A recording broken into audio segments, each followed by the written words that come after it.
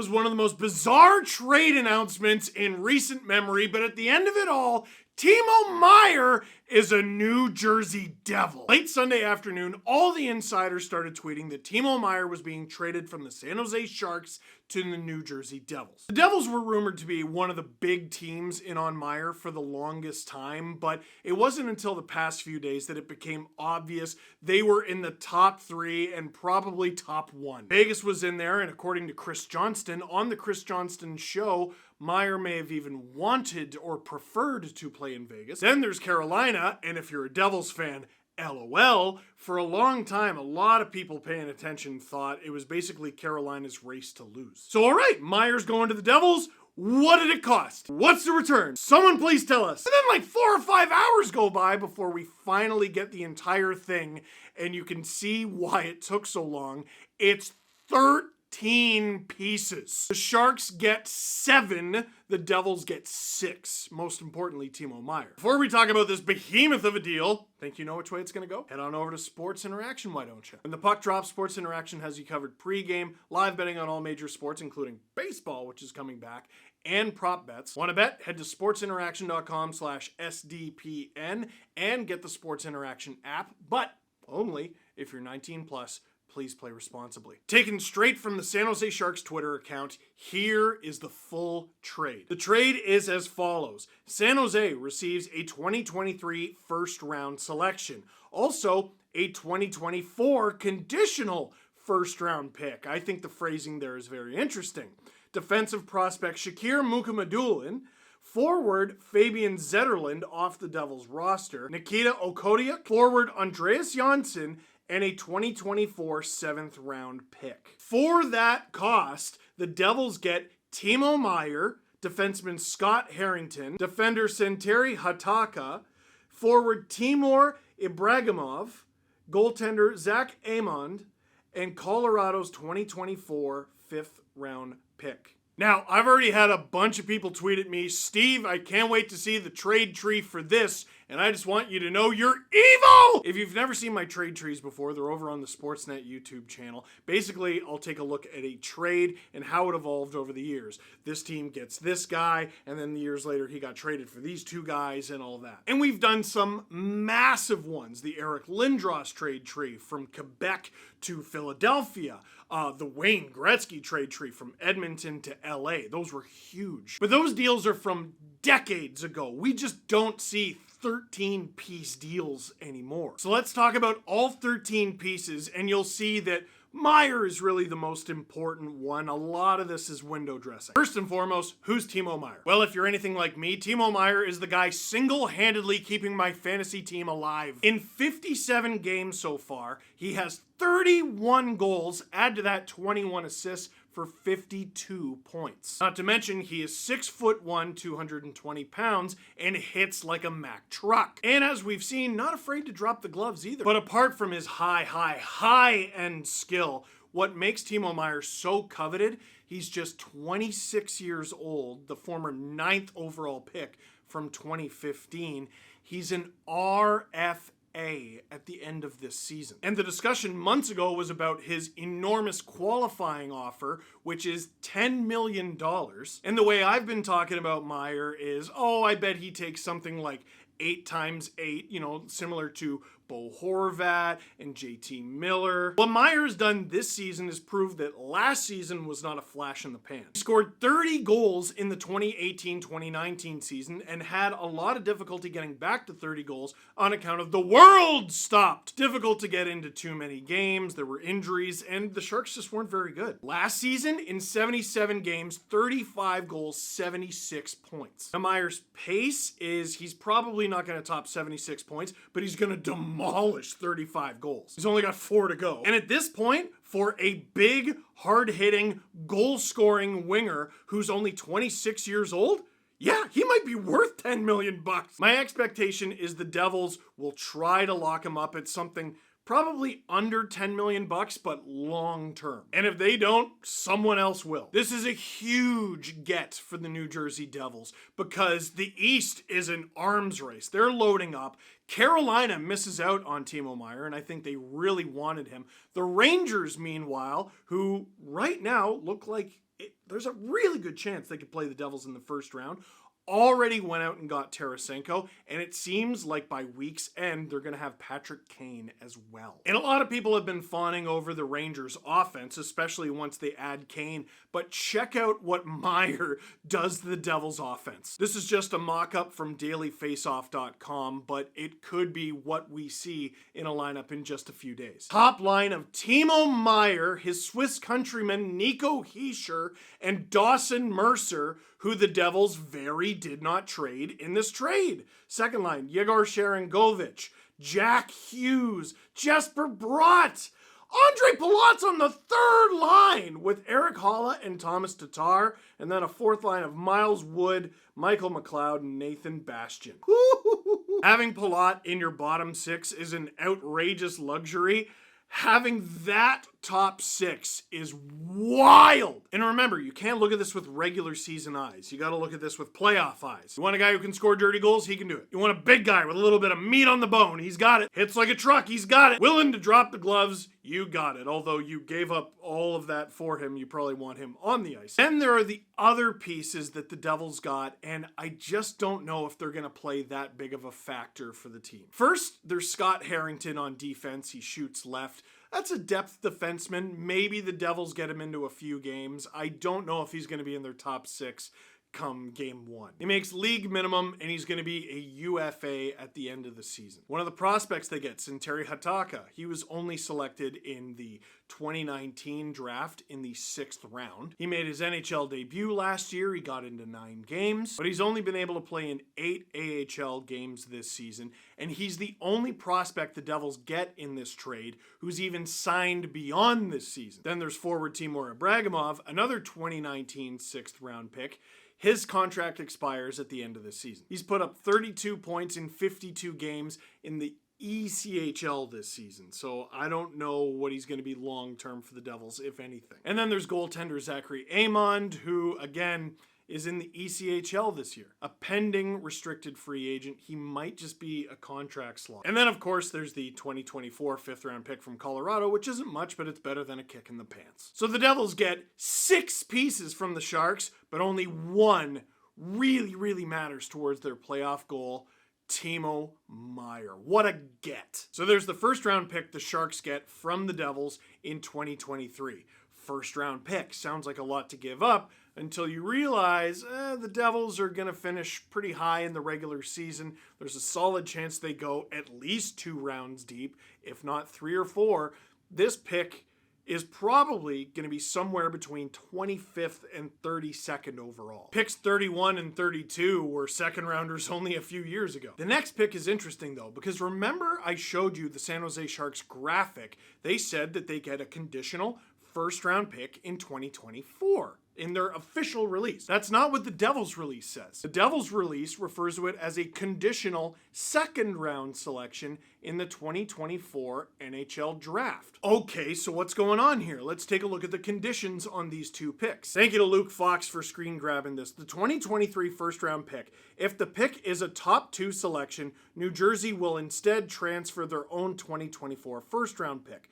The conditional 2024 first-round selection, or second-round selection, depending on who you ask, should New Jersey reach the 2023 Eastern Conference Finals and Meier plays in at least 50% of Meier's club's playoff games in 2023, or the 2024 Eastern Conference Finals, New Jersey will transfer its own first-round pick in 2024 in the 2024 NHL draft to San Jose, top 10 protected. If neither of the preceding occurs, San Jose will receive New Jersey's 2024 second round selection.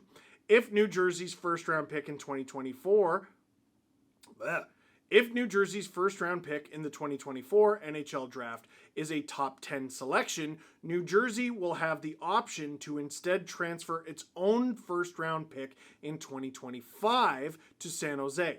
Should New Jersey transfer its first-round pick in 2024 per original condition, top 2 above condition, oh my goodness, this is ridiculous! New Jersey will instead transfer its own first-round pick in 2025 should they reach the 2024 Eastern Conference Final. That was a lot of words to basically say the Sharks probably want the Devils to do well. The better the Devils do, the more likely the Sharks are to get a higher pick. And if the Sharks somehow fall off a cliff the season after making this deal, sort of like the Florida Panthers with the Ben Sherratt deal they made with the Montreal Canadiens, it doesn't do anyone any good because the Devils at very least did their homework and due diligence and protected the pick. Basically, if the Devils are in Game 7 of the second round, all Sharks fans should be cheering for the Devils. Those are the two most important parts for the San Jose Sharks. Did they get enough? Well, it depends who you ask. A lot of people are saying no. Both teams agree the Devils gave the Sharks a first-round pick in 2023. For the conditional pick in 2024, it depends how you look at it. You could look at it as a first-round pick if things pan out well, or it's a second-round pick if they don't. Then there's the matter of Shakir Mukhamadullin, a defenseman who was dealt to the Sharks in this trade, who is a first-round pick from 2020. So if you're a really optimistic Sharks fan, you could look at it as a first-round pick in 2023, in 2024, and a first-round pick from 2020. That's bending the truth to breaking point, but there's an element of truth in there. Shakir Mukhamadullin was 20th overall in 2020, which was a weird draft to evaluate. How do you choose who goes where when not even the entire draft class was able to play? Unlike the prospects that the Sharks gave to New Jersey, Mukhamadullin, there's a lot of control there. He's on a 3-year entry-level contract that is currently sliding because he is in the KHL. He has 6 goals and 19 assists for 25 points in 66 games in the KHL this season with Salavat Yelayev. That's a big deal in and of itself. It's really difficult for defensemen as young as Mukhamadullin to play regularly in the KHL because that league does not really care about development. If you're an NHL prospect, they're not gonna do the Devils any favors. Basically, why are we gonna put this guy in the lineup? Why are we gonna get him more ice time just to develop him enough that he leaves us and goes to you? We're doing all the work! That does not appear to be how Mukhamadullin has been treated. He's gotten into 66 KHL games. It probably helps that he's 6'4". I imagine that helps. But Mukhamadullin is also a very polarizing prospect. Not all the prospect people are very high on him, but if he is more of a project and the Sharks want to take the long road with him,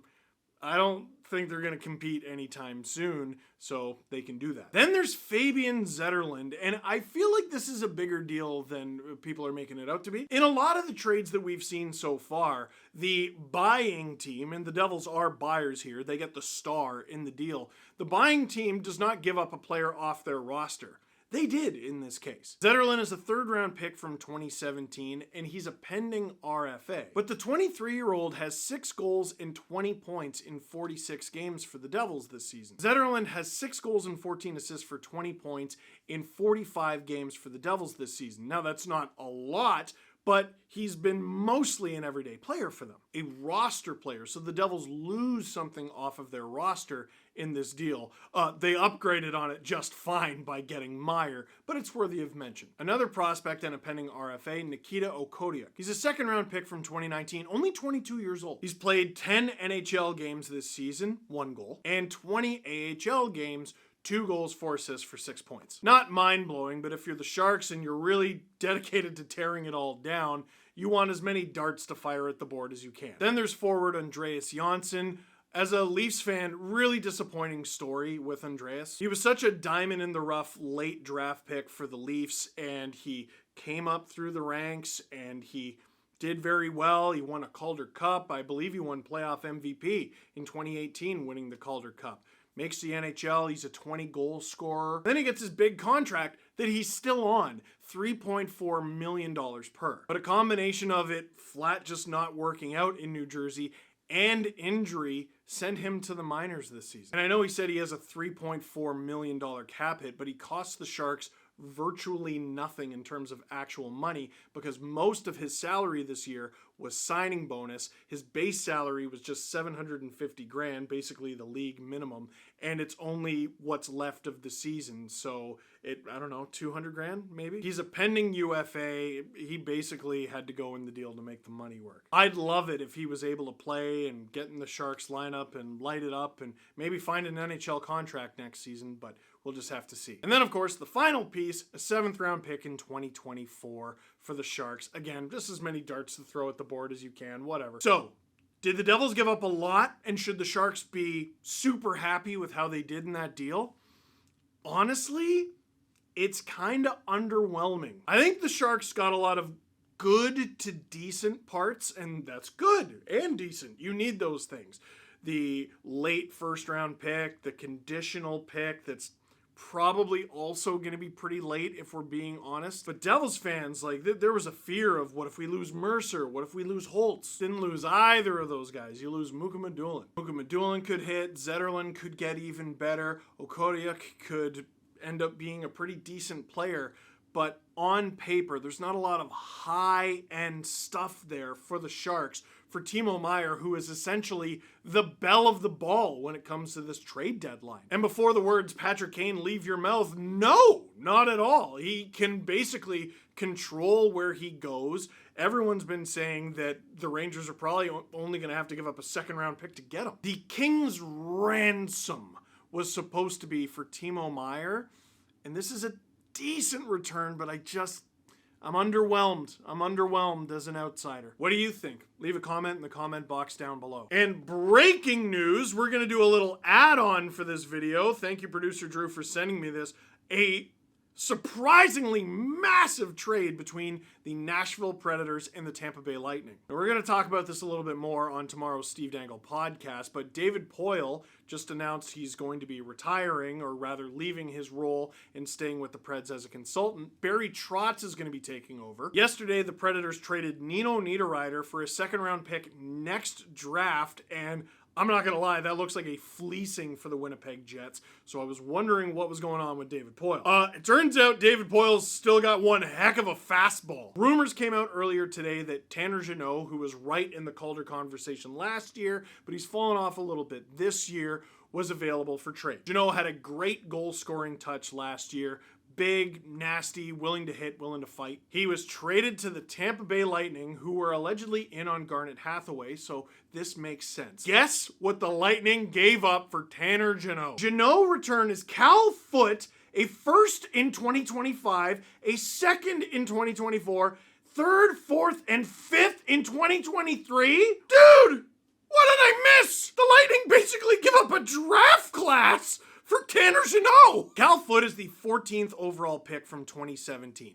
He hasn't exactly panned out that way. He got into 35 games 2 years ago when Tampa last won the Cup. He didn't get into any playoff games, though. Last season, he got into 56 games and put up a career-high 9 points, playing in 13 playoff games en route to the Stanley Cup Final, where they lost to the Avalanche. This year, only 26 games, 3 points. He's having a real hard time sticking. If he can be great and live up to his potential for the Preds, great for them. If not, oh well.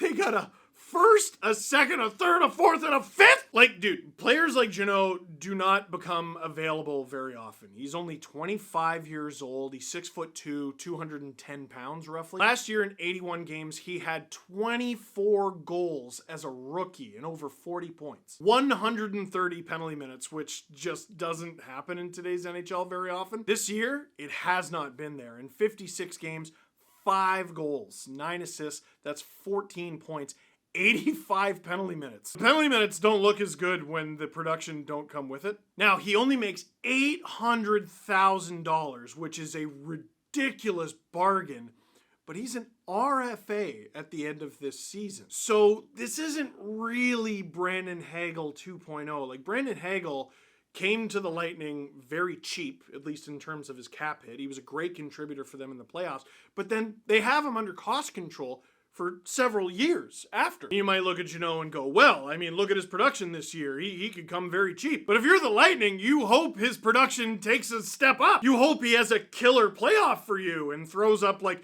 10 points and like 5-6 goals and hits a bunch of people for you and softens up your opponent and has a Stanley Cup ring at the end of it, and he is not going to come cheap. Also, I would love to be there for that negotiation where the Lightning go, yeah, I don't know. He didn't have a great season last year. I don't think we can pay him that much. To which his agent responds, yeah, well then why'd you give up 5 picks for him? That is an actual, like, is that really Elliot Freeman's Twitter? Like, Elon screwed everything up. Like, and the check mark doesn't mean anything anymore. Cal Foote, first in 2025, second in 2024, third, fourth, and fifth in 2023. That is, I can't believe it. We saw them give up a ransom for Brandon Hagel, and that has worked out pretty well. We saw them give up a ransom for Barclay Goodrow and for Blake Coleman. And at the time, we were talking about Tampa like they were out of their mind. Because go back in time, they had just won the President's Trophy and gotten embarrassed in the first round by Columbus. Then they go out, they get these two guys, they pay the sun and the moon for them. They're third liners for them, essentially.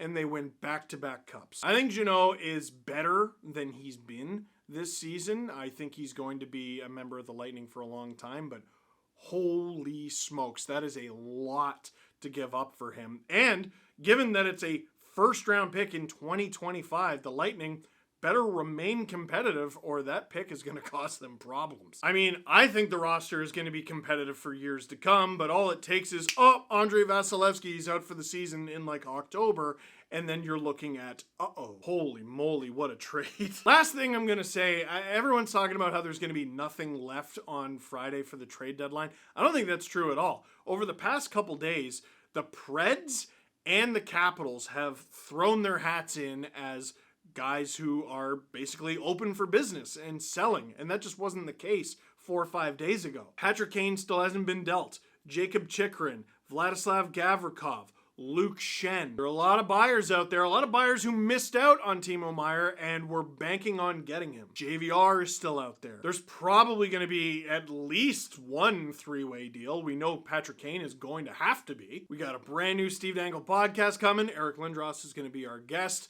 Brand new CJ show this week is going to be bananas, and you can follow it all here at SDPN Sports. That is it for this one. Thank you very much for watching. Click like if you like this video. Click subscribe if you really liked it. Tell all your friends.